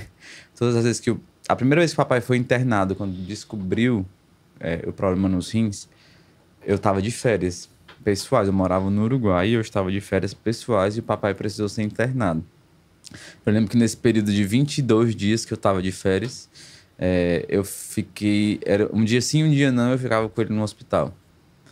Porque eu cheguei, 2 dias depois que eu cheguei, o papai precisou ser internado, porque ele teve uma crise e foi aí onde tudo foi sendo descoberto. E eu agradecia muito a Deus, porque eu estava presente ali no momento que o papai mais precisou. Então eu cuidei mesmo ali do... Providência de Deus, né? E aí você poderia não estar por perto. Exatamente. Né? Voltei para a missão, né? Morava fora do Brasil ainda. Quando eu retornei da comunidade de vida, eu fiquei morando ali... Meus pais já eram separados, só que eu fiquei morando perto do meu pai, meu pai... Minha mãe tinha uma casa em cima e o meu pai tinha uma casa embaixo. Meu pai trabalhava, passava todo dia aí. E eu fiquei morando na casa de cima. E todos os dias a gente se via. Então, ou seja, voltei a conviver bastante com o papai durante esse ano de 2021. Meio da pandemia. Por aí, no meio da pandemia. E foi muito... Porque o papai já tinha problemas de saúde, né? Mas o papai também não era aquela pessoa que... se protegia totalmente da Covid, mas passou pela pandemia Se teve Covid, ninguém sabe se então teve. Realmente não teve nada a ver, né? Não teve nada a ver com a pandemia. E aí, assim, um ano depois, já ali, meados de dezembro, eu voltei em setembro do ano anterior, dezembro do ano seguinte, o papai precisou ser internado novamente. Um ano e pouco depois você ainda, né? Aí você volta. E eu já estava em Fortaleza, né? Ah, tá. Mas foi muito engraçado. É verdade. Que nesse período que o papai já estava... Em dezembro, o papai estava um pouco mal, né? Estava se sentindo mal, passou mal em casa algumas vezes. E nós não sabíamos o que era. E aí eu lembro que quando meu irmão falou comigo, porque o papai não estava bem, precisava levar para o hospital, eu estava justamente em missão, porque não era do missionário na época, mas estava fazendo algumas substituições. Então eu precisei viajar para Maceió. Substituindo alguém no missionário mesmo, Substituir alguém. Eu fui me substituir. É a fase teste. Estava substituindo, né? O Gustavo. Foi um show que eu precisei substituir o Gustavo. E eu estava em Maceió e eu recebi essa mensagem. E o meu irmão disse que tinha passado na minha casa, na casa do papai, tinha pego ele e levado no hospital porque ele não estava se sentindo bem. Uhum. Então foi tudo muito rápido, porque o diagnóstico do papai foi sepse, né?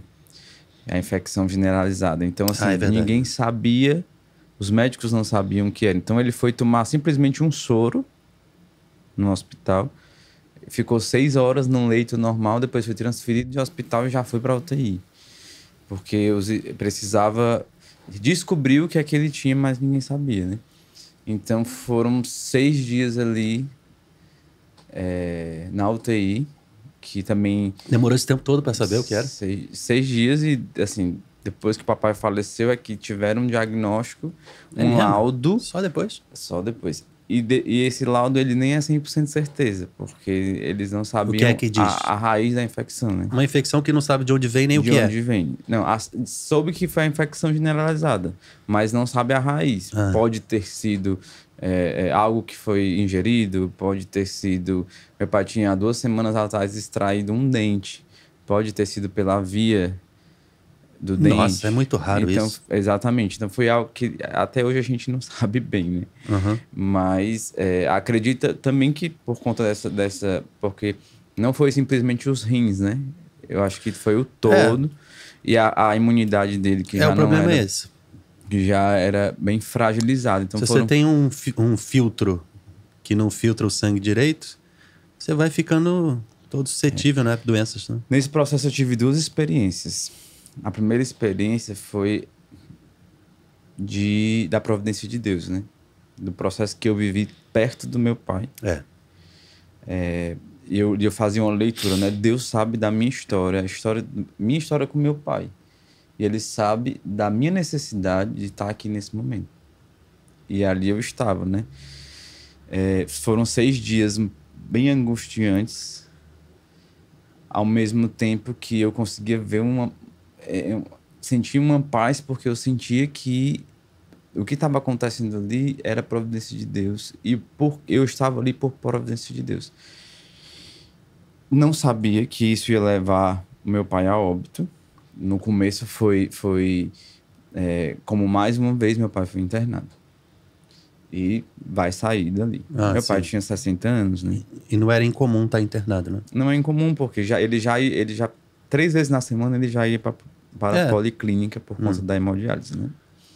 Então não é algo incomum ele precisar ser internado. Então foi surpresa, né, o falecimento? Foi uma surpresa, porque esses 6 dias foram 6 dias que, na medida de que iam passando os dias, meu pai ia definhando, né?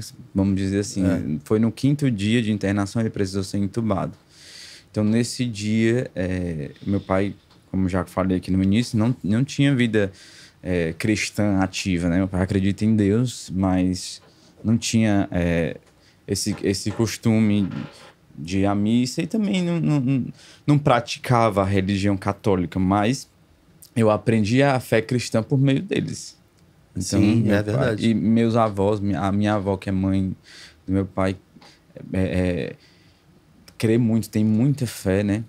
Então, assim, ela passou esse ensinamento para os filhos também, e dos filhos vieram para os netos. Você conseguiu levar a unção dos enfermos? E aí foi nesse dia que meu pai foi entubado que eu lembro que eu estava um pouco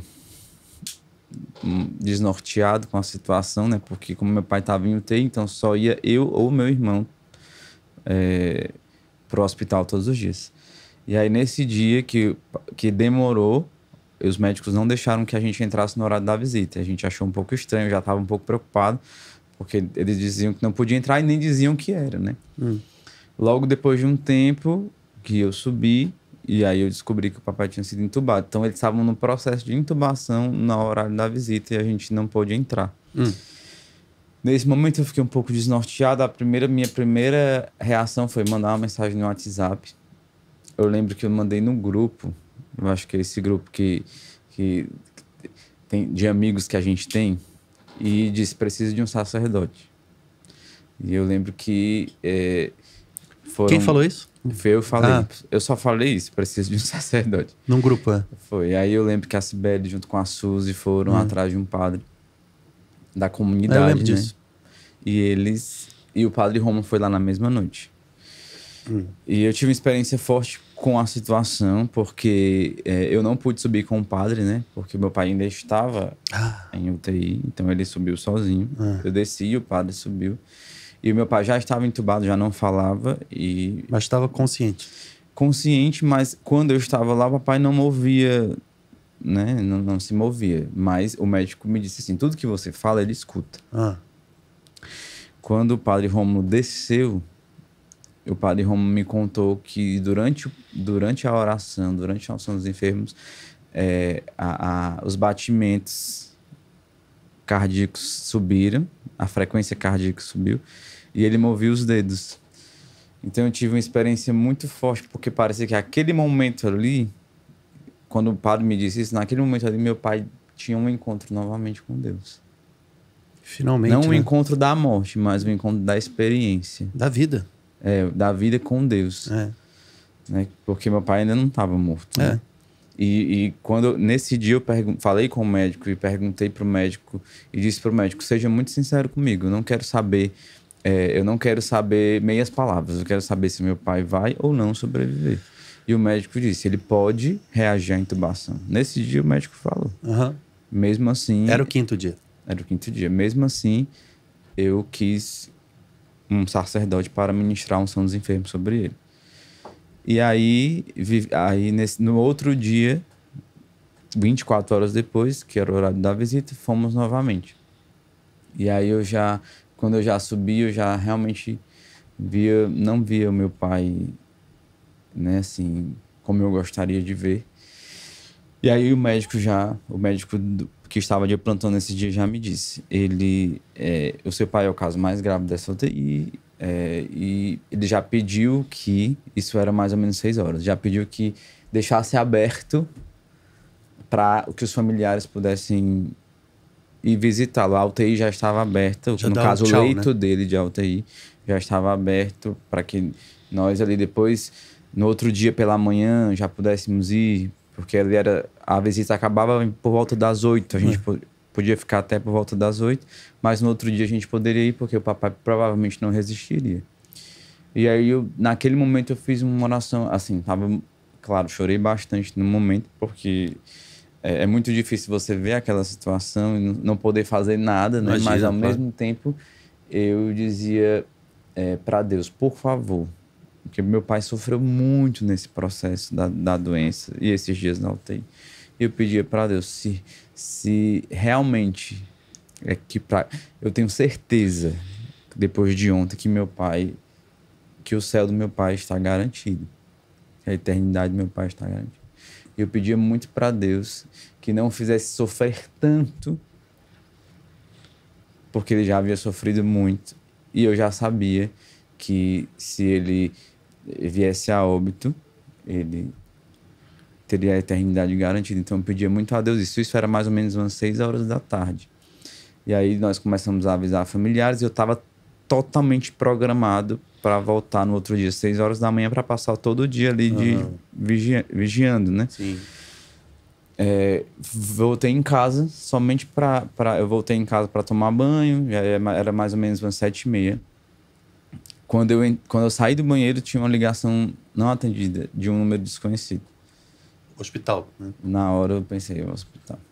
Então, desse momento que a gente viu ele, desse momento onde tivemos o último momento com meu pai, foi eu, meu irmão e ele. E ele ativo? Que meu irmão pôde subir. E o médico, ele não falava, né? Mas o médico disse que ele escutava tudo. E aí, meu irmão pôde subir, ficamos nós dois ali. Isso foi já no dia que ele faleceu. Quando nós saímos, mais ou menos 40 minutos, só deu tempo da gente chegar em casa. E a gente recebia a ligação do hospital que papai tinha vindo a óbito. Então foi uma experiência forte, também de fé, porque eu sabia que Deus tinha me escutado naquele momento. Porque eu realmente...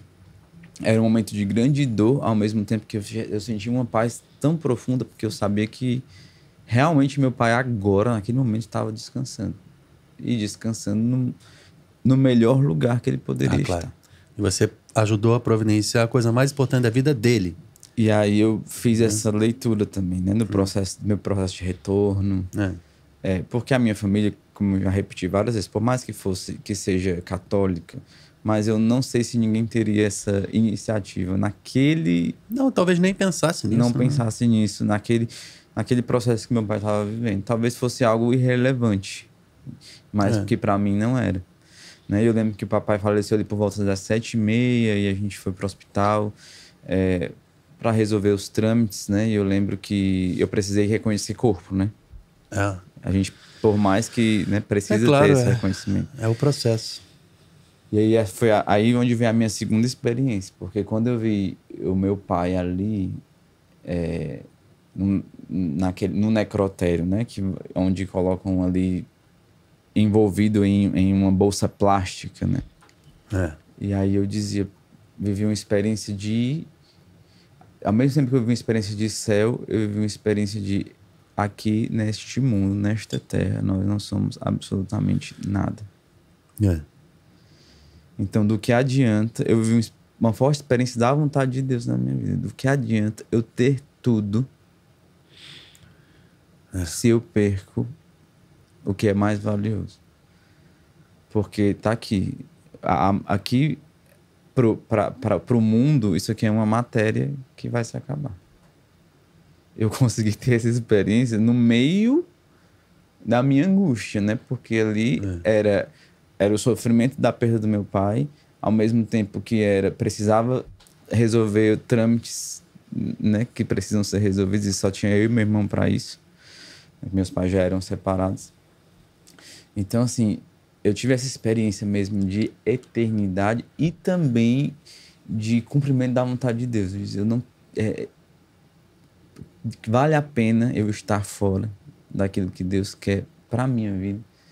Porque quando Deus me pedir a minha vida, isso aqui, meu corpo, a minha matéria e os meus bens não vão valer de absolutamente nada. Se a minha alma não estiver totalmente entregue a Deus, a minha vida não estiver totalmente entregue a Deus. E aí, graças a Deus, assim, a gente, também os meus amigos, né, tiveram toda a iniciativa, conseguiram um sacerdote para no outro dia celebrar a missa de corpo presente. Ali... E também tive uma experiência muito forte com isso, porque meu pai não foi enterrado aqui em Fortaleza, né? A gente precisou levar o corpo para o interior, né? Que é onde moram meus avós. Mas eu consegui fazer esse momento aqui, uma missa com um sacerdote da comunidade. Aí eu servi nessa missa, não foi? Eu acho que tu estava viajando. Não foi essa, não? Não, acho que tu estava viajando. Tu serviu na missa de 7º dia, lá no Shalom da Paz. Isso mesmo. E os meus amigos ali, um sacerdote da comunidade, a minha família, né? Ali. A experiência de ser família também, acho que nesses momentos a gente prova do ser família da comunidade, né? Porque às vezes a gente julga um pouco essa questão do ser família pelas fraquezas humanas, né? Assim, comunidade distante, né? Que nós somos uma família, mais isso, mais isso, mais isso. Mas esse é um momento onde a gente prova que na comunidade nós somos uma família, porque eu não tinha força para absolutamente nada, mas os meus irmãos, eles promoviam, né, aquele momento, um momento até mesmo de um momento de intimidade com Deus e um momento tão profundo de dor, né? Era unir a minha dor ali à dor de Cristo mesmo, e fez todo sentido para mim, todo sentido para mim. Então, assim, e depois conversando com um irmão da comunidade de vida, assim, depois eu disse, bendito seja Deus, porque Deus me trouxe aqui para viver essa experiência. Deus me tirou de onde eu estava, me trouxe novamente para Fortaleza para viver essa experiência, porque só por ela já teria valido a pena. Só por ela teria valido a pena, né? E são os desígnios misteriosos de Deus, porque ele poderia ter te trazido um pouco depois para você estar onde está hoje e servir na banda do Missionário Shalom. Mas ele te trouxe no tempo dele, no tempo certo, né? E essa experiência, né, me faz lembrar a música do Missionário Shalom, para que perder-se em caminhos que se acabam, né? Porque a gente perde muito tempo focando num sucesso nesse mundo que traz o quê, né? Estabilidade financeira, sei lá, reconhecimento, aplauso. E não é. Aqui a gente perde tempo fazendo essas coisas e esquece da vida eterna. E eu lembrei de falar também para quem está vendo isso, se você conhece alguém, eu tenho um familiar, eu tenho um amigo, ou você pode estar numa situação que você está no hospital agora, é imprescindível, é indispensável você entender a importância de você solicitar um sacerdote para que você possa confessar, comungar e receber a unção dos enfermos. Porque é o momento divisor de águas para a vida eterna. Você precisa estar reconciliado com Deus. E a gente nunca está 100%, né? A gente tenta, a gente precisa de Deus para estar reconciliado. Não dá para dizer, não, eu tive uma vida boa e pronto. Não, você precisa tomar providências para esse teu ente querido, esse teu conhecido, ou para si, se você estiver no hospital vendo isso agora. Lembra disso, toma essa providência, que isso é fundamental para a tua vida. Só para fechar, Pedro, nesse assunto, eu lembrei de uma das frases que eu colocava para Deus diante dessa experiência, né? Eu dizia, Jesus, não me deixa morrer se eu não estiver na tua vontade.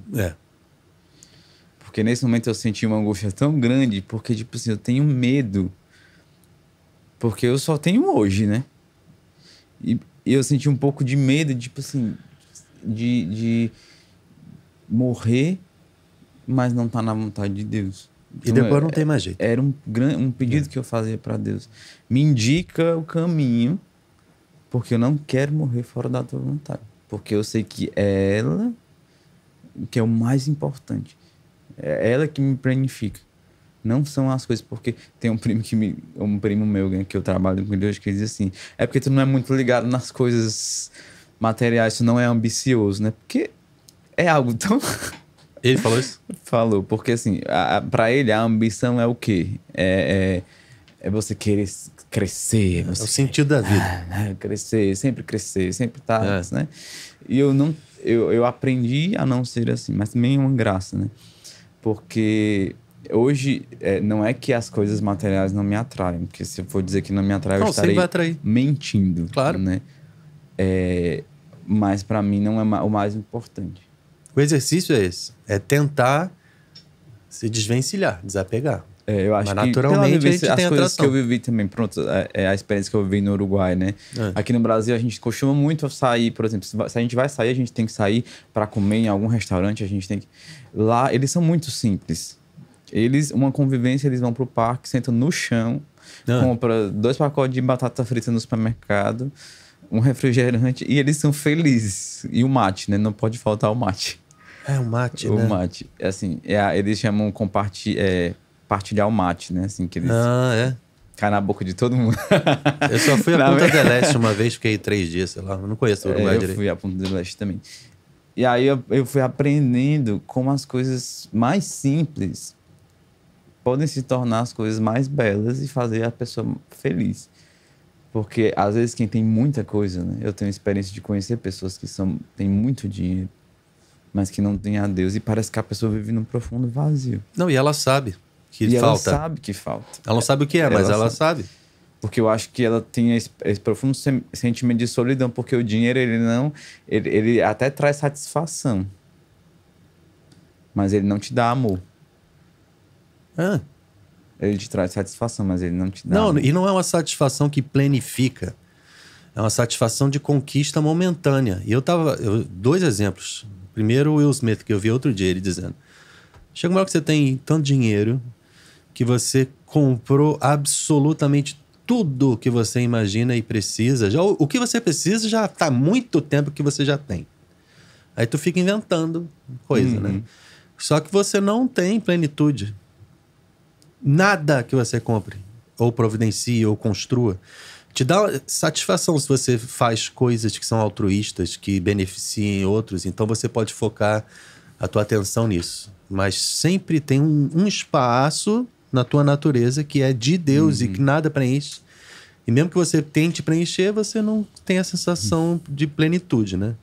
O Jay-Z também falou isso. Apesar dele não ser uma pessoa cristã, ele disse, né?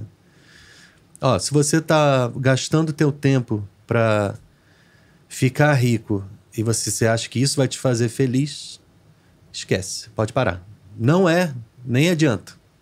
E a gente que mexe com as coisas de Deus e tem a vida de Deus, ouve isso toda hora. Mas é importante, é bom você ouvir alguém que tá lá na altura de ser multimilionário e com um sucesso que ninguém tem mais do que esses dois caras que eu falei. De fama e tudo, né? Eles dizendo isso, então a gente tem que lembrar. E aí o teu exemplo, que é de uma pessoa que vive coisas proporcionalmente menores, teve essa experiência. Olha, o que teu pai viveu, né? Mostra. O que importa é aquele momento ali de reconciliação. E aí você hoje, então, como é que tem sido a tua experiência? Tá há quanto tempo? 1 ano de missionário? No missionário eu faço 1 ano agora em abril. Oficialmente, né? Você vê sentido em ter vindo pra cá pra isso? Ou você acha que foi um acaso? Nunca é acaso, mas assim... Eu acho que nunca é acaso. Mas era algo que tava, tipo, descartado na minha lista. Mas nos planos de Deus tinha sentido, você... Nos planos de Deus, eu, assim, já tava escrito, né? Mas eu só não tinha lido. E você... eu não tinha lido o caderno. Tava escrito no caderno de Deus, só não tinha lido. Porque eu acho que a experiência da Kessiane, se eu não me engano, também foi mais ou menos assim. Ela não acreditava no início que era para estar no missionário, tanto que entrou, saiu rapidinho, foi para Brasília, se eu não me engano, depois acabou vindo. No meu caso, quando eu estava na comunidade de vida, eu já tinha escutado muito isso. Ai, tu tem a cara do missionário. Ai, tu vai pro missionário. Eu disse, gente, isso não é pra mim. Tipo assim, ó, só que aí tem um ponto importante que eu gosto de falar isso, e eu não escondo. Assim, em um momento da minha vida, como missionário, eu almejei estar ali. Normal. Que é normal para um artista, para um cantor da comunidade. E é a banda de referência da comunidade. Em um dado momento da minha vida missionária, eu almejei estar ali. Certo. Porém, no momento onde eu mais quis me esconder. É o momento que Deus gosta de... Aí Deus disse assim, então agora vem. Entendeu? Onde eu vim para... Quando eu vim para a comunidade de Aliança, que eu disse assim, Jesus, vamos... Fui partindo com a comunidade também. Eu tenho muita identificação com o Ministério de Formação. Eu gosto de ser formador pessoal. Eu gosto de ser acompanhador vocacional. Quando eu estava na comunidade de vida, eu fui secretário vocacional. Fui acompanhador vocacional há muitos anos. Quando eu retornei, eu vim para o Ministério de Música Geral, mas fui para o vocacional também. Sim. Então eu pensei que eu ia começar a ir para essa... Né? Ia para esse caminho aí. Ia pender para este caminho. Bom, agora, tipo assim, eu vou servir na música, porque realmente, assim, né? É um dom que Deus me deu e eu não posso retê-lo para mim. Porém, agora chegou o momento de trilhar, né? Traçar outros caminhos. Aí eu lembro a primeira vez que eu fiz cheguei em setembro, recebi o sinal da Comunidade de Aliança em outubro. E em novembro, o Gustavo me ligou para participar da campanha vocacional. Tu lembra aquela que a gente gravou lá na Igreja do Carmo? Foi ali? Pronto. Ali foi a primeira vez que eu apareci como missionário, já tendo voltado, né? Eu lembro que ele me ligou e eu disse assim, tem certeza que sou eu mesmo? Quer você. Aí eu falei, eu tenho certeza que sou eu, porque campanha vocacional, eu acabei de sair da comunidade de vida e não vai gerar uma crise aí nos vocacionados da comunidade. Ontem eu tava com tal da comunidade de vida. Mas a vocação é pro Shalom, hoje eu tô não é com pra... tal da aliança. E aí foi a partir daí que a primeira vez que eu apareci como missionário. A partir daí, eu lembro que quando foi em fevereiro do ano seguinte, o Renascer Online ainda não estava sendo... Renascer Online. O Gui adoeceu, o Guilherme adoeceu. E aí o Gustavo disse assim, se eu precisar de você, você topa pra fazer um show online. Não tinha nem público, era só as câmeras, né? Aí eu falei, cara... Não tem como dizer não, né? Eu lembro até as palavras, eu disse, eis-me aqui, né? Se é pra botar as caras, vamos, né? Eu lembro que o Guilherme não conseguiu mesmo ir pra esse show, porque ele tinha me perguntado um dia antes, pra saber, porque não sabia certeza se o Guilherme não ia conseguir. O Guilherme não conseguiu ir e lá estava eu. Você sabia as músicas e tudo, né? Sabia. Eu já tinha feito back com missionário, já há 2 anos seguidos no Hallelujah. E aí foi minha primeira aparição como missionário. A partir daí, eu comecei a ser o substituto oficial, né? Quando um não podia, eu ia. Quando o outro não podia, eu ia. Então eu comecei a ter algumas missões. E aí as missões foram muito importantes para mim, porque até mesmo no processo de retorno, vocacionalmente falando, porque parece que eu chegava na missão, quando eu tinha a experiência da evangelização daquele povo, parece que eu voltava, né? Uhum. Eu voltava até aquela experiência forte com o carisma, o coração inflamado mesmo pela evangelização. O missionário me ajudou muito nesse processo, né? E antes de eu entrar. E aí eu vivi aquele processo, só que eu realmente não imaginava que isso fosse se dar concretamente em fevereiro do ano passado, né? Assim, eu pensei que poderia acontecer porque eu estava ali substituindo na minha cabeça. Existem 2 possibilidades. A que aconteça, que um discernimento oficial, e que não, e tá tudo certo, né? Só que aí o Guilherme casava em maio do ano de 2023. Como é que eu ia saber que meu formador comunitário ia me ligar em fevereiro me dizendo que meu ministério era missionário, se discernindo para o missionário Shalom? Eu achei engraçado você, até esse momento, não ter ainda entendido. Não, eu entendi, mas não sabe... Mas eu acho que foi antes do tempo que eu achava. Mas eu acho que essas coisas que Deus gosta de fazer, né? Quando você está desejando ali... Exatamente. Peraí, vamos purificar você. Aí no momento que você fala, não é isso não, é Deus. Agora. Porque a glória é dele. Pois é, mas foi... acho que hoje ainda é, mas o início foi tão difícil porque eu realmente me colocava... Eu acho que por algumas situações que eu vivi na comunidade, eu acho que essa questão do ser artista, né? Eu acho que hoje a comunidade, as autoridades já vivem outra forma de ver. Mas antigamente era muito difícil, porque parecia que se você tivesse aquilo ali, você precisava ser podado, né?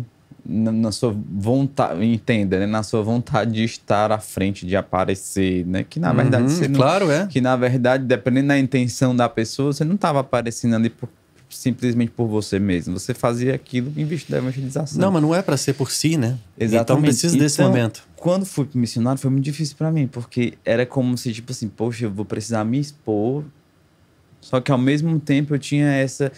Eu ainda tenho, não tô totalmente... essa questão de, tipo assim, de às vezes me retrair um pouco, sabe? Não... Eu lembro que o primeiro Hallelujah pra mim foi muito difícil. Quando eu vi aquele monte de gente, eu disse, meu Deus, eu vou ter que subir neste palco. Cara, mas eu te vejo hoje nos palcos muito além daquilo que eu previ, imaginei. Tendo presença. Porque uma coisa é ser um bom cantor, outra coisa é ser um cara que fica de frente. E hoje eu vejo que o Gustavo sendo seminarista, se em algum momento ele não estiver mais na banda, tem quem segure. Entendeu? E precisa dessa presença masculina. Hoje você é o único homem, né? Tem a Kessiane. Quer dizer, além do Gustavo, que supondo que ele vai sair, nunca se sabe, mas supondo que ele vai sair, você é o cara e eu acho que você tá substituindo bem. Eu tô cortando o assunto porque a gente tem que finalizar. A gente tem muito assunto. Se for deixar, passa o dia todo. Mas a gente faz outro se for o caso. Gente, obrigado pela presença de vocês. Como eu falei no começo, deixa o teu comentário. Para ser sorteado vou sortear 3 pessoas para ganhar produtos da The Coffee. Meu irmão. Obrigadão, viu, Pedro? Obrigado você, cara. Tamo junto. Shalom, Deus abençoe.